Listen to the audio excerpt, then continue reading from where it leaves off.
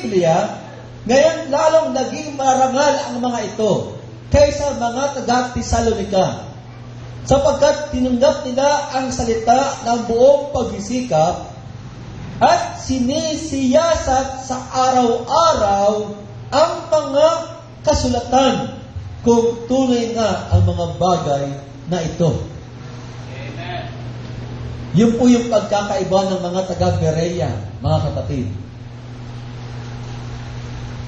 Pag may narinig silang mga salita na makakatulong sa paglago sa salita ng Diyos sa kanilang buhay, sinisiyasat pa nila ito ng lubos, mga kapatid. Pinag-aaralan nila ito ng lubos pa, upang lalo nilang magawa ang kalooban ng Diyos. Amen.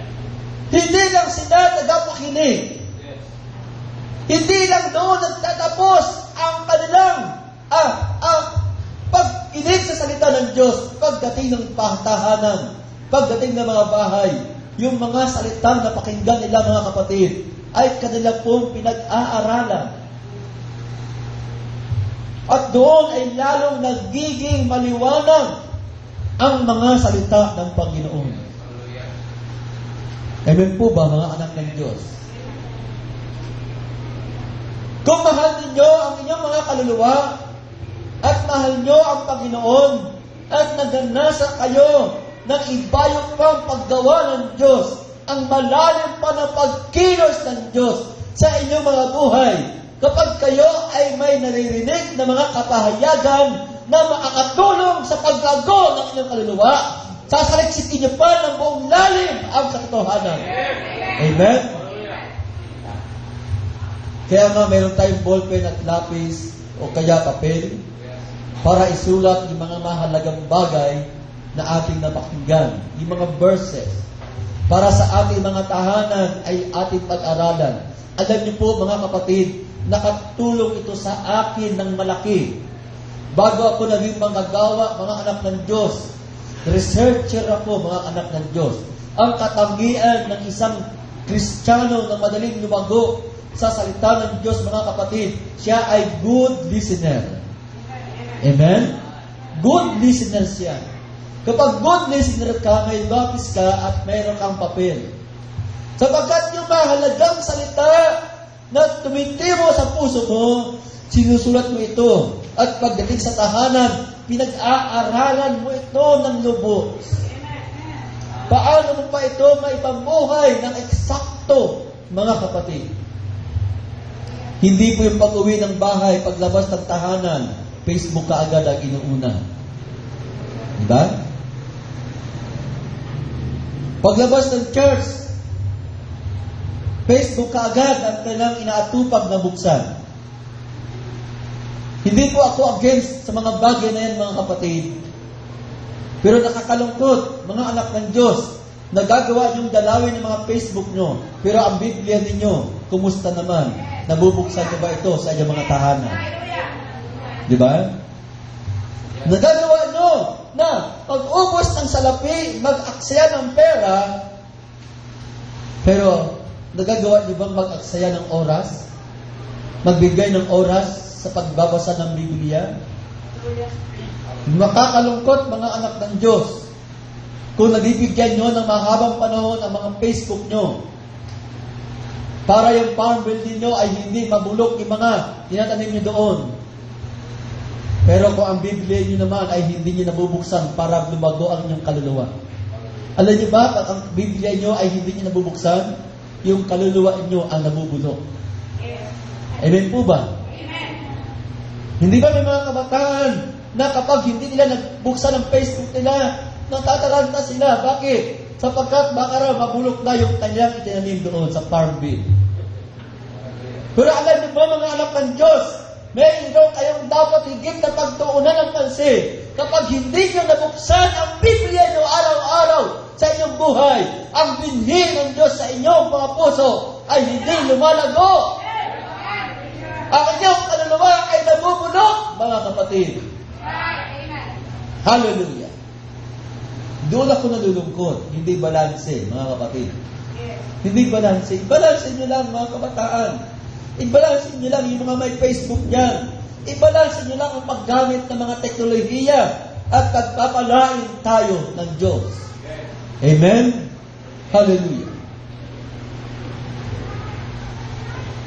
Mga anak ng Diyos, gamitin natin ang teknolohiya ng mas mainam sa kalooban ng Diyos. Alam niyo po ba kung bubuksan niyo ang mga Facebook ng mga kabataan, saka buksan niyo ang Facebook ng mga taga-sanglibutan, walang pinag-iba halos. Di ba? Yung mga Facebook ng ibang mga believer ngayon, kung gusto niyo makakita ng revelasyon, pumunta kayo sa Facebook. Maraming revelasyon. Di ba? Makikita niyo ang tunay na buhay ng mga mananampalataya. Sa Facebook, at doon ang mga revelasyon. Di ba? Ang daming revelasyon na makikita sa Facebook, mga kapatid. Malalaman mo kung saan-saan sila nagpupuntahan, ano ang mga ginagawa nila. Sa ngayon, pagka titingnan mo lang sila, hindi mo makikita, di ba? Pero gusto mo malaman, mga sekreto niyan, pumunta ka sa Facebook. Maraming revelasyon diyan. But church, hindi ako against sa mga Facebook, sapagkat ito ay nagagamit natin sa napakainam na paraan. Hindi ba?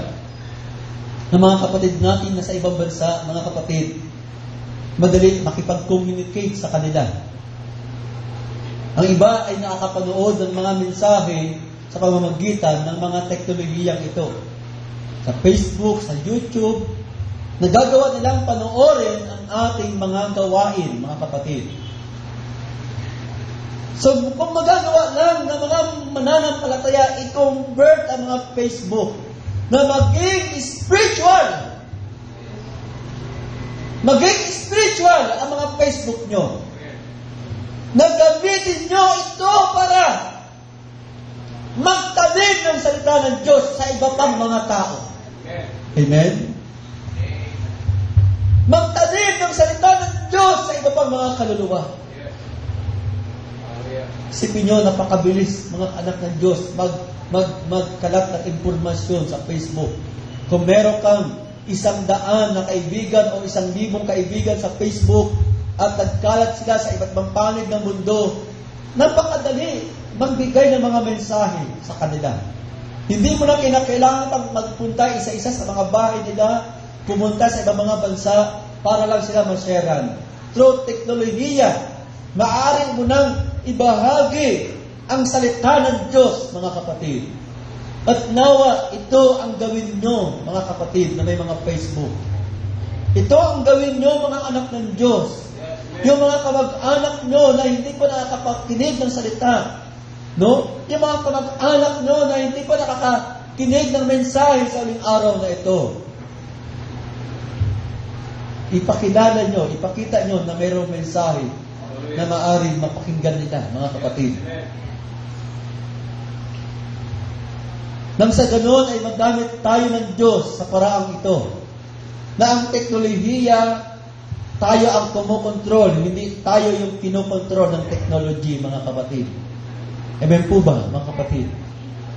Tayo yung gagamit sa Kanya, hindi tayo yung gagamitin nila, mga kapatid. Amen?